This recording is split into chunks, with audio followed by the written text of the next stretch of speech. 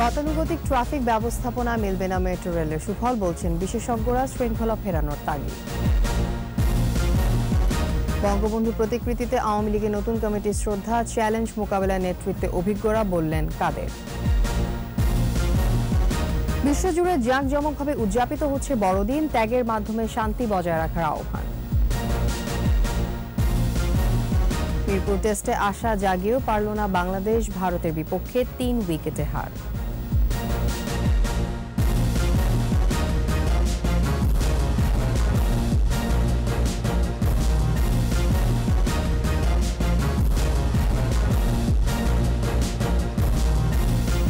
শুনছিলেন first security ইসলামী bank limited সংবাদ শিরোনাম। আমন্ত্রণ জানাচ্ছি দুপুর 2টার 21 সংবাদে। আপনাদের সাথে থাকছি আমি তাসনিমা ফিফা। দর্শক, 21 টেলিভিশনের সংবাদ একই সাথে সরাসরি দেখতে পাবেন আমাদের ফেসবুক পেজ www.facebook.com/2124 রাজধানীর যানজট কমাতে মেট্রো অনেক ইতিবাচক প্রভাব ফেলবে, এতে কোনো সন্দেহ নেই। তবে প্রশ্ন উঠেছে নিচের সড়কে গতানুগতিক ট্রাফিক ব্যবস্থাপনা নিয়ে। বিশেষজ্ঞরা বলছেন বিদ্যমান ট্রাফিক ব্যবস্থাপনা মেট্রোর সুফল পরিপূর্ণ মিলবে না, ফেরাতে হবে শৃঙ্খলা। এ নিয়ে রিপোর্ট করেছেন মোহাম্মদ নুরুন নবী, ছবি তুলেছেন এরশাদ আলী।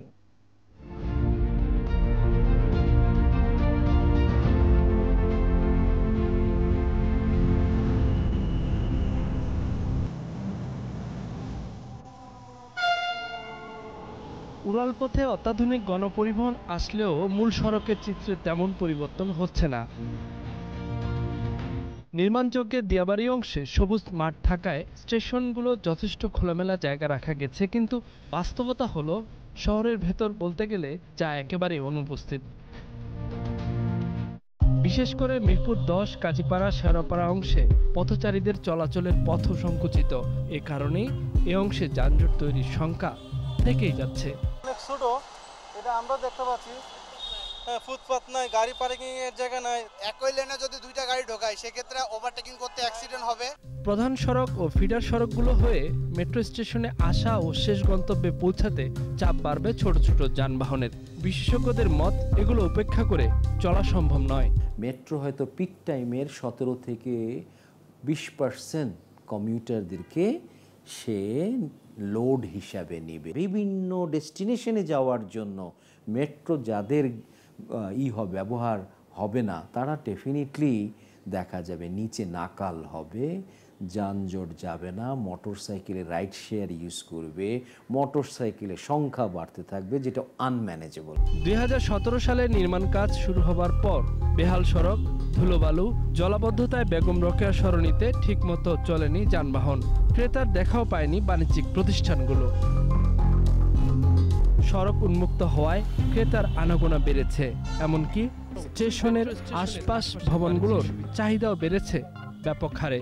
আশঙ্কা করা হচ্ছে এসব কারণে চাপ বাড়বে এই সড়কে। এখানে প্রায় 10 নাম্বার থেকে তালতলা পর্যন্ত অলমোস্ট না হলো 300 দোকান আছে, সবাই এক পজিশনে আছে, কেউ ভালো পজিশনে নাই। তাহলে ইনশাল্লাহ সামনে আমাদের ব্যবসা বাণিজ্য অনেক উন্নতর দিকে আশা করি হবে, আমাদের ব্যবসা বাণিজ্য ভালো হবে। তবে এ নিয়ে আতঙ্কের কিছু নেই। বিশ্লেষকদের মত হলো শুধু মাত্র ট্রাফিক ব্যবস্থাকে ঢেলে সাজালেই কোনো সংকটই আসবে না। ফুটপাতটাকে পথচারী বান্ধব, বাসগুলিকে খণ্ডিত বিখণ্ডিত না করে কনসলিডেট করে বাস রুট ফ্র্যাঞ্চাইজ, তাহলে নিচে সুশৃঙ্খল চলে আসবে। ছোট ছোট গাড়িকে আমি নিরুৎসাহিত করব, কারণ ভালো বিকল্প চলে আসছে, তাহলেই দেখা যাবে তখন নিচের কাজগুলি লো কস্ট, এত কিন্তু বেশি পয়সা লাগবে না।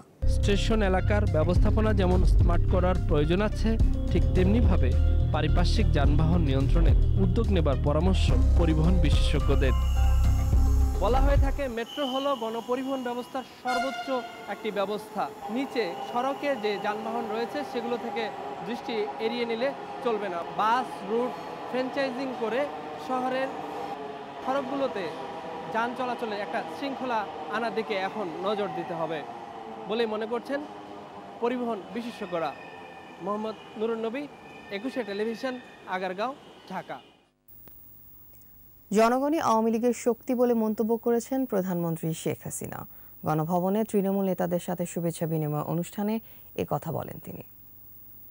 মানুষের আস্থা বিশ্বাস এটাই আমাদের বড় শক্তি, আমাদের আর কোনো শক্তি নেই। একমাত্র জনগণের শক্তিতেই আমরা বিশ্বাস করি। আর বিএনপি জাতীয় পার্টি এগুলি তো মানে অবৈধভাবে সংবিধান লঙ্ঘন করে ক্ষমতা দখলকারী একজন মানে মিলিটারি শাসক, তার পকেট থেকে বের হওয়া ভাসমান। কাজে এদের দায় দায়িত্বটা জনগণের উপর নাই, ক্ষমতায় থেকে নিজেদের ভাগ্য করেছে, বাংলাদেশের মানুষের ভাগ্য করেনি। আর আওয়ামী লীগের কাজ হচ্ছে জনগণের ভাগ্য করা, আর সেটাই আমরা কিন্তু করে যাচ্ছি। বাংলাদেশের উন্নয়ন, বাংলাদেশের মানুষের মানে উন্নতি, এটা কেউ আটকাতে পারবে না। যেটা জাতিপিতা বলে গেছেন যে কেউ দাবা রাখতে পারবে না, সেটা পারবে না। কাজে এটা আপনারা সবাই সবসময় মাথায় রেখেই সংগঠনটার উপরে দায়িত্ব দেবেন, সংগঠনকে উপরে গুরুত্ব দেবেন এবং সংগঠনকে শক্তিশালী করবেন, এটাই আমার অনুরোধ। এর আগে আওয়ামী লীগের নবগঠিত কমিটি নেতাদের সঙ্গে নিয়ে রাজধানী ধানমন্ডিতে জাতির পিতার প্রতিকৃতিতে শ্রদ্ধা জানিয়েছেন দলের সভাপতি প্রধানমন্ত্রী শেখ হাসিনা। সকাল 10টায় ধানমন্ডি 32 নম্বরে বঙ্গবন্ধু প্রতিকৃতিতে পুষ্পস্তবক অর্পণ করে দলটির কেন্দ্রীয় সংসদ। এর আগে শনিবার আওয়ামী লীগের 22তম জাতীয় সম্মেলনে আওয়ামী লীগের নতুন কমিটি নির্বাচিত হয়। এতে দলটির বর্তমান সভাপতি শেখ হাসিনা টানা 10মবারের মতো সভাপতি পদে পুনর্নির্বাচিত হয়েছেন। টানা 3য়বারের মতো সাধারণ সম্পাদক নির্বাচিত হয়েছেন ওবায়দুল কাদের। শ্রদ্ধা নিবেদন শেষে ওবায়দুল কাদের বলেন, নির্বাচন সামনে রেখে পরীক্ষিত নেতাদের নিয়ে নতুন কমিটি দিয়েছেন প্রধানমন্ত্রী। তিনি কিন্তু আমাদের পার্টিতে অপরিহার্য, তার কোনো বিকল্প নেই। আগামী নির্বাচনকে সামনে রেখে চ্যালেঞ্জ অতিক্রমে অভিজ্ঞদেরই আবার নেতৃত্বে রাখার ম্যাক্সিমাম সিদ্ধান্ত নিয়েছেন। বিশেষ প্রার্থনার মধ্য দিয়ে রাজধানী বিভিন্ন গির্জায় শুরু হয়েছে খ্রিস্টান ধর্মাবলম্বীদের প্রধান উৎসব বড়দিনের নানা কর্মসূচি। সকাল থেকেই মুখরিত সবগুলো গির্জা প্রাঙ্গণ। এদিকে বড়দিনে ক্রিসমাস ট্রি, নানা রঙের বেলুন দিয়ে জমকালোভাবে সাজানো হয়েছে ছোট বড় সব হোটেল। রিপোর্ট মিনালা দিবার। যিশু খ্রিস্টের জন্মদিন উপলক্ষে সারা বিশ্বের মতো বাংলাদেশেও ধর্মীয় আচার, প্রার্থনা ও আনন্দ উৎসবে দিনটি উদযাপন করা হচ্ছে। গির্জার ভেতরে ও বাহিরে নানা রঙের বেলুন, নকশা করা ককশিট, রঙিন কাগজ, জড়ি ও ফুল দিয়ে সাজানো হয়েছে। বর্ণিল সাজে সাজানো হয়েছে কৃত্রিম ক্রিসমাস ট্রি। গির্জা প্রাঙ্গণে থাকা গাছে ঝোলানো হয়েছে রং বেরঙের বাতি। অনেকদিন পরে ফ্রেন্ডের সাথে দেখা হয়, ফ্যামিলিকে টাইম দেই। যিশু আমাদের মুক্তির পথ এনেছে, এর জন্য আমরা তাকে অনেক সম্মান করি। সবথেকে ভালো লাগে মানুষের সাথে মিলে একসাথে কথা বলা, তাদের কাছে আনন্দ প্রকাশ করা। এবারের বিশেষ প্রার্থনা ছিল রাশিয়া ইউক্রেন যুদ্ধটা যেন থেমে যায়। উনি আমাদের পাপের জন্য ক্রুশকাষ্টে প্রাণ ত্যাগ করেছেন, কিন্তু আজকে তার জন্মদিন। আজকে আমাদের সবার বড় দিন এবং সবার একটা আনন্দের দিন। এই কারণে এই দিনটি আজকে বিশেষ তাৎপর্যপূর্ণ আমাদের কাছে। এই দিনে পাপ স্বীকার সংস্কারের মাধ্যমে বড়দিনের আধ্যাত্মিক প্রস্তুতি নেন খ্রিস্টানরা। যেন আমরা যীশু খ্রিস্টের যে আদর্শ, সেই আদর্শগুলোকে অনুসরণ করি এবং নিজেদের জীবনকে আবার নবায়ন করি। তিনি এসেছেন মানুষে মানুষে যাতে মিলন ঘটে, শান্তি প্রতিষ্ঠিত হয়। তাই আমরা প্রার্থনা করছি, ঈশ্বরের পক্ষে কোনো কিছুই অসম্ভব নয়। দিনটিকে কেন্দ্র করে সকাল থেকেই নানা সাজে পরিবার পরিজন নিয়ে গির্জা প্রাঙ্গণে ভিড় করেন খ্রিস্ট ধর্মাবলম্বীরা। বেথলেহেমের গোশালায় আগমন হয়েছিল মহান যিশুর। শান্তির বার্তা মানুষের কাছে পৌঁছে দিয়ে আলোকিত করেছেন পুরো পৃথিবীকে। খ্রিস্ট ধর্মের অনুসারীরা যিশুর এই বড়দিনকে কেন্দ্র করে ধর্মীয় আচার অনুষ্ঠানের মধ্য দিয়ে একটি শান্তিপূর্ণ বিশ্ব গড়ার সহায়তা চাইলেন ঈশ্বরের কাছে। মিনালা দিবা, একুশে টেলিভিশন, ঢাকা।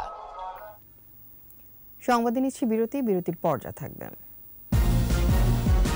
আজ মধ্যরাতে শেষ হচ্ছে রংপুর সিটি নির্বাচনী প্রচারণা, নগরীতে উৎসবের আমেজ।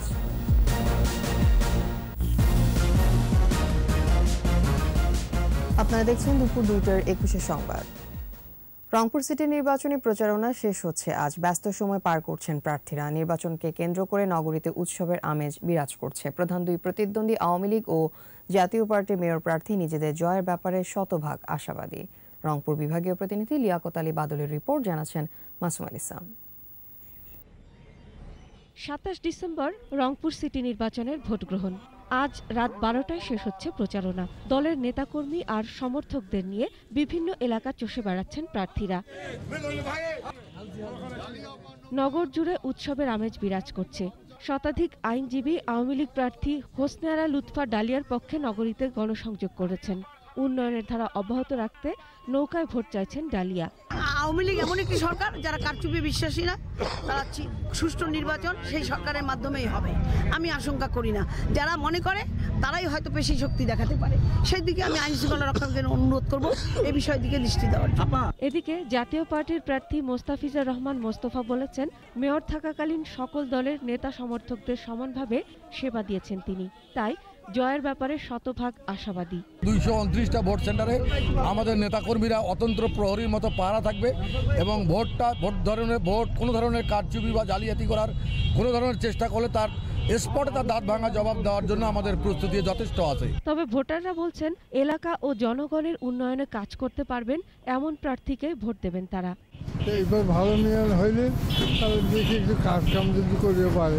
সৎযোগ্য এবং যাকে দিয়ে আমাদের নগরের উন্নয়ন হবে, এলাকার উন্নয়ন হবে, তেমন ব্যক্তিকেই নির্বাচিত করবো ইনশাল্লাহ। এদিকে রিটার্নিং অফিসার জানান, নির্বাচনের সকল প্রস্তুতি সম্পন্ন হয়েছে। একটি অবাধ, সুষ্ঠু ও নিরপেক্ষ নির্বাচন উপহার দেওয়ারও আশ্বাস দেন তিনি। সকল কেন্দ্রে ইভিএম এর মাধ্যমে ভোট গ্রহণ করা হবে এবং ইভিএম এর মাধ্যমে ভোট গ্রহণ করার জন্য যা যা ব্যবস্থা নেওয়া দরকার আমরা সকল ব্যবস্থা গ্রহণ করছি। রংপুর সিটি নির্বাচনে ভোটার 4,26,469 জন। এর মধ্যে পুরুষ 2,12,302 এবং নারী 2,14,167 জন। 229টি কেন্দ্রের সবগুলোতেই ইভিএমে ভোট হবে। মেয়র পদে 9 জন এবং 33টি ওয়ার্ডে সাধারণ কাউন্সিলর ও সংরক্ষিত নারী কাউন্সিলর সহ 257 জন প্রার্থী প্রতিদ্বন্দ্বিতা করছেন।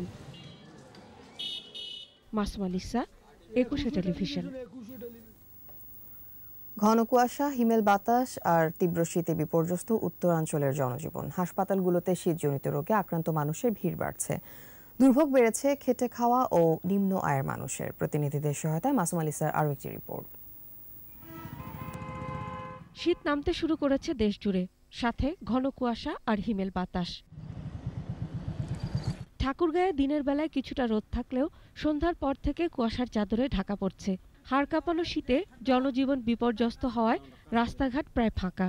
গ্রামের লোকজন খড়কুটো জ্বালিয়ে শীত নিবারণের চেষ্টা করছেন। খুবই ঠান্ডা পড়ছে, কাম কাজ করা যায় না, ঠান্ডায় হাত পা ককড়া করে আনছে। শহরত কি খালি কম্বল দিলে হবে, গ্রামত দিবা হবে নাই, আমরা কাজ কাম করতে খুবই কষ্ট হয়েছে। গাইবান্ধায় স্বল্প আয়ের মানুষের জীবন জীবিকা কঠিন হয়ে পড়েছে। ঘন কুয়াশার মধ্যে শিক্ষার্থী সহ মানুষের স্বাভাবিক কাজকর্ম ব্যাহত হচ্ছে। কৃষি কাজও করতে পারছেন না মজুররা। শীতের মধ্যে কাপড় হলে ভালো হয়। কুয়াশার প্রচুর চাপ, বৃষ্টির মতো কুয়াশা করতেছে। পঞ্চগড়ে পাল্লা দিয়ে কমছে তাপমাত্রা। হিমেল হাওয়ায় বিপর্যস্ত হয়ে পড়ছে জনজীবন। হেডলাইট জ্বালিয়ে চলাচল করছে যানবাহন। রাতের বেলা লেপ কম্বল অনেক কিছু নিতে হচ্ছে ঢাকা, তবুও ঠান্ডা যায় না। শীত খুবই, কুয়াশার মধ্যে এসে বাইরে হওয়া যায় না। কুয়াশার জন্য বেড়াইতে পারি না, হাতে করে পেটে খাই, গরিব মানুষ আমরা। প্রচণ্ড ঘন কুয়াশার চাদরে ঢাকা পড়েছে রংপুর। ঠান্ডা বাতাসে বাড়ছে শীতজনিত রোগবালাই। শীত বস্ত্রের অভাবে চরম দুর্ভোগে নিম্ন আয়ের মানুষ। এবার ঠান্ডা খুব, হাত মোটাটা হচ্ছে বাবা, এবার কাপড় চোপড়, ঠান্ডার কাপড় চোপড় কেউ দেয় না। মৃদু শৈত্যপ্রবাহের কবলে দিনাজপুর। ভোগান্তি বেড়েছে শিশু ও বয়স্কদের। শিশু হাসপাতালে বাড়ছে নিউমোনিয়া, ডায়রিয়া, শ্বাসকষ্ট সহ নানা রোগে আক্রান্তের সংখ্যা। অক্সিজেনের সমস্যা হচ্ছে, শ্বাসকষ্ট হচ্ছে, নিঃশ্বাস নিতে পারতেছে না, পাপটা জমে গেছে, এতে একটু কাশছে। এক সপ্তাহের মধ্যে দেশের উত্তর ও পশ্চিমাঞ্চলের কোথাও কোথাও মৃদু থেকে মাঝারি ধরনের শৈত্যপ্রবাহ বয়ে যেতে পারে বলে সতর্ক বার্তা দিয়েছে আবহাওয়া অধিদপ্তর। Masuma Lisa, 21 television. জানাবো খেলার খবর।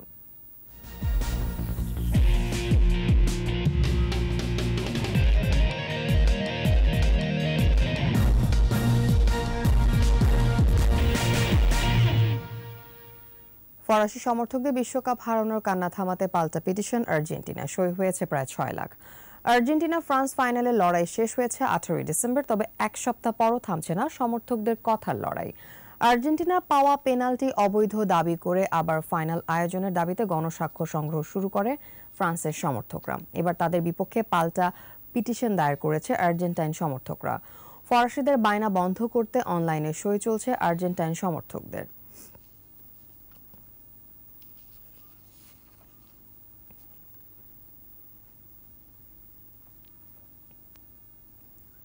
শেষ করছি দুপুর 2টার 21 সংবাদ। যাবার আগে ফার্স্ট সিকিউরিটি ইসলামী ব্যাংক লিমিটেড সংবাদ শিরোনামগুলো আরও একবার। গতানুগতিক ট্রাফিক ব্যবস্থাপনায় মিলবে না মেট্রো রেলের সুফল, বলছেন বিশেষজ্ঞরা, শৃঙ্খলা ফেরানোর তাগিদ। বঙ্গবন্ধু প্রতিকৃতিতে আওয়ামী লীগের নতুন কমিটির শ্রদ্ধা, চ্যালেঞ্জ মোকাবেলার নেতৃত্বে অভিজ্ঞরা, বললেন কাদের। বিশ্বজুড়ে জাঁকজমকভাবে উদযাপিত হচ্ছে বড়দিন, ত্যাগের মাধ্যমে শান্তি বজায় রাখার আহ্বান। মিরপুর টেস্টে আশা জাগিয়েও পারল না বাংলাদেশ, ভারতের বিপক্ষে 3 উইকেটে হার।